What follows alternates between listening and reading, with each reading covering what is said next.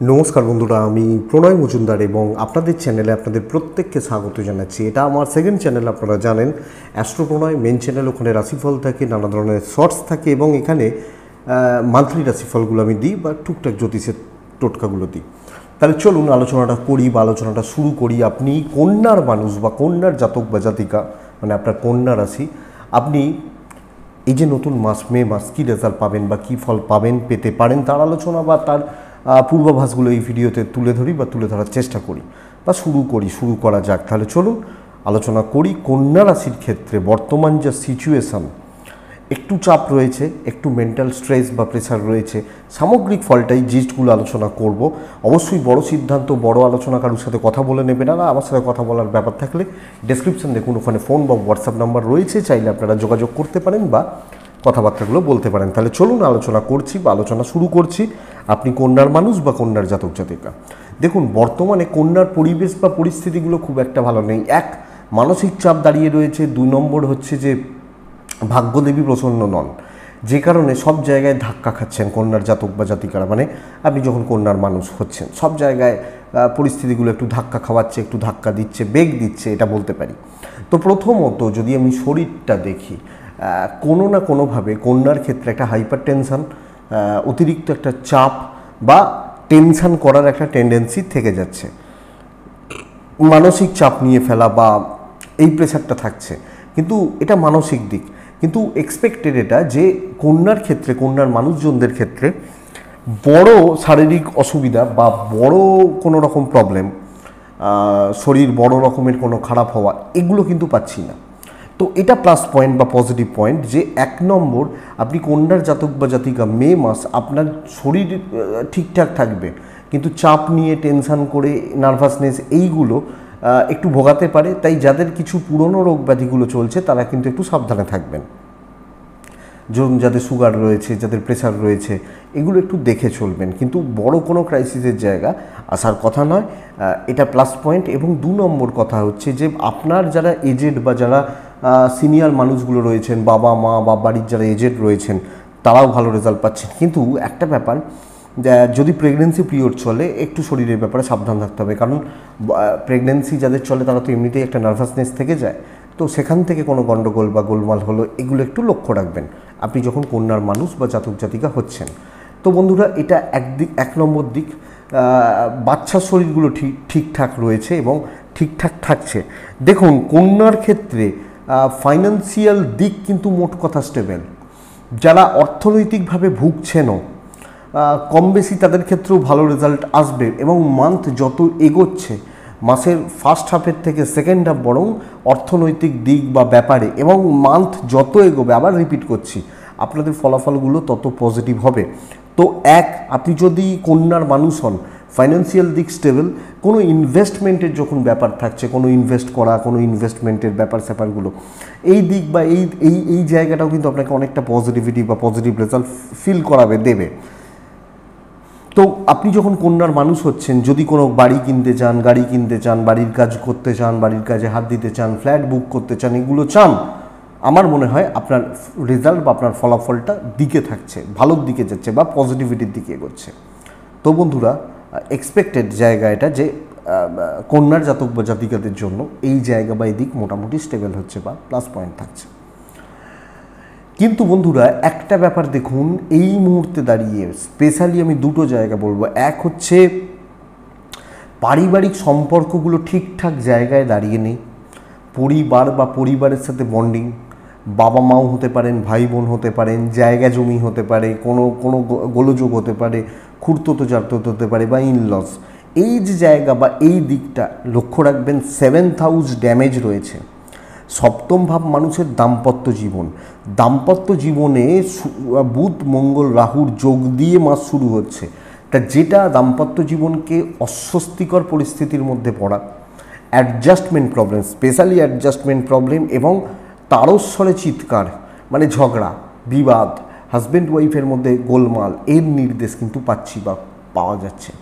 So দাম্পত্য জীবন এবং পারিবারিক জীবন, পরিবার পরিজন, আত্মীয় স্বজন, এই সম্পর্কগত দিকগুলো আপনাকে অনেক বেশি সাবধান থাকতে হচ্ছে বা সাবধানী হয়ে চলতে হচ্ছে আপনি যখন কন্যার মানুষ, না হলে কিন্তু অসুবিধা হবে। আবার উল্টো দিকের জায়গাটা ভালো, বিয়ের যে জায়গা, বিয়ের কথাবার্তা, বিয়ের দেখাশোনা, বিবাহ রিলেটেড ব্যাপার স্যাপারগুলো, এই জায়গা বা এই দিক কিন্তু অনেকটা স্টেবল। তাহলে যারা বিয়ের মতো সিদ্ধান্ত নিচ্ছেন, এগোচ্ছেন বা এগোবেন, বিয়ের কথাবার্তা বলতে চাইছেন, তারা কিন্তু আমি এক্সপেক্ট করব তারা কিন্তু অনেকটা বেটার বা পজিটিভ রেজাল্ট পাবেন। তো আপনি যখন কন্যার মানুষ বা আপনি যখন কন্যার জাতক জাতিকা, বিয়ে নিয়ে, বিবাহের সিদ্ধান্তগুলো নিয়ে প্রবলেম হওয়ার বা সমস্যা হওয়ার কথা নয়, দেখতে পারেন। প্রেম ভালোবাসা দেখুন একটু ভোগাবে, কিছু শত্রুসুলভ আচরণ আসতে পারে, মানে খুচরো খাচরা বিষয়গুলো নিয়ে অশান্তি, ঝামেলা বা ঝঞ্ঝাট তৈরি হলো। কিন্তু বিবাহ প্রেমজ জায়গা মানে ব্রেকআপ হয়ে যাওয়ার মতো চান্সেস নেই, একটু প্রবলেম দেখাচ্ছে, দাম্পত্যের মতো অত প্রবলেম নয়। দাম্পত্য জীবনে যেমন উগ্রতা, অ্যাগ্রেসিভ ব্যাপার স্যাপার থাকছে, প্রেমে টুকটাক গোলযোগ, কিন্তু প্রেম ভালো। এবং যদি কাউকে কোনো পছন্দের ব্যাপার স্যাপারগুলো থাকে, যদি কোনো প্রপোজাল দেওয়ার ব্যাপার স্যাপার থাকে, সেক্ষেত্রে আপনারা এগোতে পারেন এবং এটা ভালো রেজাল্টই দেবে। তো প্রেম ভালো, কিছু ভালো বন্ধু পাবেন, কিছু ভালো বন্ধুত্বের সাপোর্ট পাবেন এবং সাহায্য পাবেন, এটা বলতে পারি। কিন্তু রক্ত, বাড়ির লোক, কাছের মানুষগুলোর সাথে একটা ডিস্টেন্স থাকছে, এটা কিন্তু নজর রাখতে হচ্ছে বা খেয়াল রাখতে হচ্ছে। অপরদিকে সন্তান সুখ বাড়তে চলেছে কন্যার জাতক বা জাতিকাদের। ধরুন আপনি যদি এজেডও হন, ধরুন আপনার 70 বছর বয়স, আপনার ছেলের বয়স 40, আপনার মেয়ের বয়স 35, সন্তান সুখ বাড়বে, সন্তানের সাথে বন্ডিং, স্টেবিলিটি বা ঠিকঠাক রিলেশনশিপগুলো এটা কিন্তু বেটার হচ্ছে। তো সন্তান সুখ বাড়ছে। একটা ব্যাপার, পারিবারিক কলহ থাকছে ইনলসদের সাথে বা ভাই বোন, খুড়তুতো জ্যাঠতুতো, এবং যাদের জায়গা জমি, যাদের প্রপার্টি নিয়ে কোনো রকম প্রবলেম রয়েছে, তারা সাবধানে থাকবেন। যাদের লিগাল কেস কামারি, কোর্ট কাছারি এগুলো রয়েছে, তারা কিন্তু সাবধানে থাকবেন। এবং এই মুহূর্তে বাড়ির কাজ, ফ্ল্যাট বুকিং এগুলো করতে পারেন। কিন্তু যদি বাড়ি শিফট করা ব্যাপার থাকে, ধরুন শিফট করতে চাইছেন, ভাড়া বাড়ি চেঞ্জ করতে চাইছেন, একটু দেখে শুনে এগোবেন, এটা বলার। পরের পার্ট, এবং সেটা মোস্ট ইম্পর্টেন্ট পার্ট, সেটা হচ্ছে আর্নিং, মানে চাকরি বা বিজনেস, যেটা থেকে আমাদের আর্নিং হয় বা যেখান থেকে আমরা আর্ন করি বা উপার্জন করি, সেই জায়গাটা চলুন দেখে নিই একটু কেমন হচ্ছে। দেখুন, আমি বলছি দৈব সাপোর্ট দিচ্ছে না, কিন্তু মাস শুরু হচ্ছে, বৃহস্পতির ট্রানজিট হয়ে যাচ্ছে। তো বৃহস্পতির ট্রানজিট হওয়া, 9th হাউসে বৃহস্পতি বসা, এবং শুক্র ট্রানজিট হবে, শুক্র বৃষতে ঢুকবে। তা সামগ্রিকভাবে আগামী কিছু মাস ধরতে পারি কর্মক্ষেত্রের জন্য স্টেবল পজিশন হোল্ড করবেন। প্রথমত এই মুহূর্তে আপনি যদি কন্যার মানুষ হন, যারা সার্চে ছিলেন, চাকরি সার্চ করছিলেন, অনেক মানুষ আছে দেখেছি, কথা বলছি, যারা বেকার হয়ে বসে রয়েছেন। তো যারা বেকারত্বের যন্ত্রণা বা জ্বালা পাচ্ছেন, আমি সরকারি বলতে পারবো না যে আপনি সরকারি চাকরি পাবেন, আপনি সিজিএল ক্র্যাক করবেন বা ইউপিএসসি ক্র্যাক করবেন, এগুলো বাদ দিন, এগুলো খাটতে হয়। কিন্তু যারা মোটামুটি একটা চাকরি, কর্পোরেট জব বা এগুলো, তো এই জায়গাগুলো যারা খুঁজছেন বা একটা চাকরি দরকার, এটা কিন্তু বেটার, এই জায়গাটা বেটার। এখানে দুটো প্রশ্ন আছে। এক হচ্ছে, ভাই চাকরি কি চলে যাবে? আমি চাকরি চলে যাওয়ার মতো সিচুয়েশনস ক্রিয়েট হওয়ার জায়গা দেখতে পাচ্ছি না, এক নম্বর কথা। প্রফেশনাল জেলাসি একটু পাবেন, যেহেতু রাহু মঙ্গল যোগ, কর্মক্ষেত্রে কম বেশি ঝঞ্ঝাট চলবে। দেখুন দুটো জায়গা, এক হচ্ছে কালিগ, দুই হচ্ছে যাদের জন্য কাজ করছি। মানে আপনি ধরুন একজন টিচার, তাহলে আপনার কালিগ রয়েছেন 10 জন, আরও স্কুলে টিচার রয়েছেন, আর আপনার সামনে 500 জন স্টুডেন্ট রয়েছে। এই 500 জন ভালো ফল দিচ্ছে, এই 10 জন বা এই 20 জন এই জায়গাটা একটু ভোগাবে। কিন্তু যাদের জন্য কাজ করছেন, কাজ ভালো হচ্ছে। যে কোনো দায়িত্ব, যে কোনো প্রজেক্ট, যে কোনো বড় প্রজেক্ট, যে কোনো ইম্পর্টেন্ট প্রজেক্ট আপনি যখন কাজ করছেন, কাজ এগোচ্ছে, টপ লেভেলের সাপোর্ট পাচ্ছেন, হায়ার অথরিটি বা ম্যানেজমেন্টের সাপোর্ট থাকছে। কর্মসূত্রে ভ্রমণ হতে পারে এবং কর্মসূত্রে দূর ভ্রমণ হতে পারে। পার্টিকুলার 5 জন বা 7 জন লোক চেষ্টা করবে যাতে আপনি উঠতে না পারেন, আপনার কাজের প্রগতি, অগ্রগতিগুলো যেন ভালো না থাকে। কিন্তু চাকরি খোঁজা, চাকরি পাওয়া, চাকরি পরিবর্তন, চাকরি সূত্রে দূর ভ্রমণ চলতে পারে। চোখ কান একটু খোলা রাখলে কর্মক্ষেত্রে সাফল্য রয়েছে। দেখুন দুটো তো জায়গা, এই 5 জন কালিগকে যদি অ্যাভয়েড করি, 50 জন স্টুডেন্ট তো আমার সাপোর্টে রয়েছে, তো এটা তো ভালো, এইটা বেটার। তো চাকরি ক্ষেত্র স্টেবল রেজাল্ট রয়েছে। এবং যারা একটু ইনক্রিমেন্টের আশা করছেন, হয় না, মে মাস, এপ্রিল চলে গেছে, আসতে পারে, নেগোসিয়েশনে যাওয়া আসতে পারে। নেক্সট পার্ট হচ্ছে বিজনেস। দেখুন বন্ধুরা, বিজনেস একটু একটু আপস অ্যান্ড ডাউনস রয়েছে, কিন্তু বিজনেসের প্রগতি ভালো।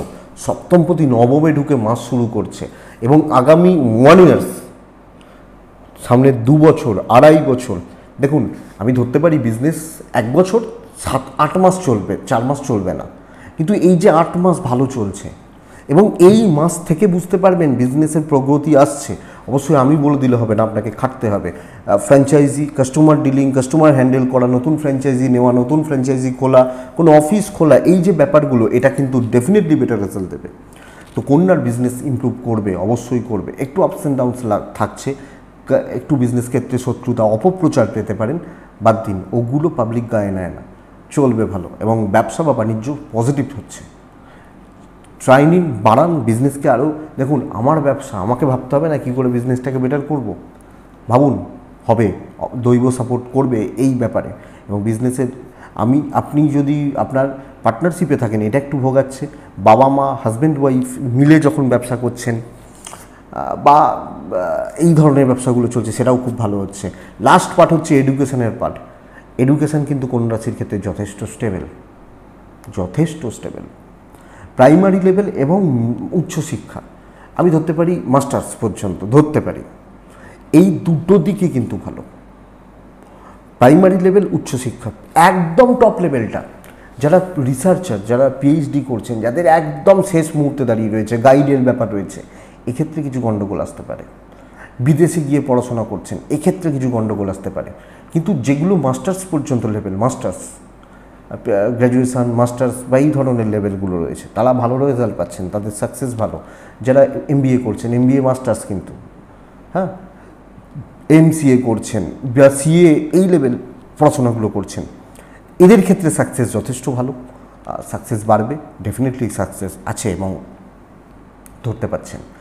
আমি মনোসংযোগের ব্যাঘাত, কিছু ক্ষেত্রে কিছু বন্ধুত্ব, এগুলো টুকটাক, এগুলোকে অ্যাভয়েড করে দিতে পারবে কন্যা রাশি, অসুবিধা নেই। প্রেম একটু ভোগাচ্ছে, কিন্তু সেটা ব্যাপক নয়, তাই প্রেমটা পড়াশোনার ক্ষেত্রে বিশাল কিছু এফেক্ট পড়বে না। বরং যারা একসাথে, অনেক ক্ষেত্রেই হয় না যে সেম ক্লাসে পড়ে ছেলেটি মেয়েটি প্রেম করে, একে অপরের সাপোর্টই পাবেন। তো পড়াশোনা করুন এবং চাকরির পরীক্ষার্থীরা ভালো করে খাটুন, বেটার রেজাল্ট অবশ্যই রয়েছে। তাহলে এগুলো তো গেল কন্যা রাশির একটা মোটামুটি জিস্ট। 3টে নক্ষত্র পার করে না কন্যার ক্ষেত্রে, উত্তর ফাল্গুনী, হস্তা এবং চিত্রা। উত্তর ফাল্গুনীর দীর্ঘদিন ধরে চলতে থাকা কোনো সমস্যার সমাধান হতে চলেছে এই মাসে, যদি ট্রাই নেওয়া যায় বা হওয়ার ব্যাপার থাকে। হস্তা নক্ষত্রের জাতক বা জাতিকারা, বাড়ির কোনো মহিলা, তার সাপোর্টে উন্নতি, বাড়ির কোনো মহিলা ভুগছেন, অসুস্থ রয়েছেন, ভালো হতে পারেন। অর্থাৎ ধরুন মা বা ওয়াইফ বা বোন বা দিদি, এদের সাপোর্ট নিতে পারেন এবং এরা যদি অসুস্থ থেকে থাকেন, সেখান থেকে বেটার রেজাল্ট আসতে পারে। এবং হস্তা, চিত্রা নক্ষত্রের জাতক বা জাতিকাদের ক্ষেত্রে এই মাসে জায়গা, জমি, প্রপার্টি, ভূমি, এই সংক্রান্ত প্রবলেম যদি চলতে থাকে, ভাইয়ে প্রবলেম যদি চলতে থাকে, এনারা বিশেষ রকমের সাবধান থাকবেন। ভাই মানে বা ভাই বোন। এবার এখানে একটা কনফিউশন আসবে, হ্যাঁ, যে হস্তার ক্ষেত্রে বলছি বোনের সাপোর্ট নিন, চিত্রের ক্ষেত্রে বলছি বোনের, হস্তা নক্ষত্র যদি হয় তাহলে বোন বা দিদি বা মা বা এইগুলো। যদি গণ্ডগোল চলে বলছি, যদি চলে তাহলে বলছি, তো এটা বুঝুন। তো এটাই কন্যার এ মাসের, মে মাসের রাশিফল। আশা তো করতে পারি যে ভিডিওটা 5 থেকে 10% আপনাকে চলতে সাহায্য করবে। তো এটুকুই থাক, একটু দেখে নিন ভিডিওটা, দিয়ে এগোন, কিছুটা তো বুঝতে পারবেন। আপনারা ভালো থাকুন, আপনারা সুস্থ থাকুন, আপনারা অবশ্যই শান্তিতে থাকুন। নমস্কার।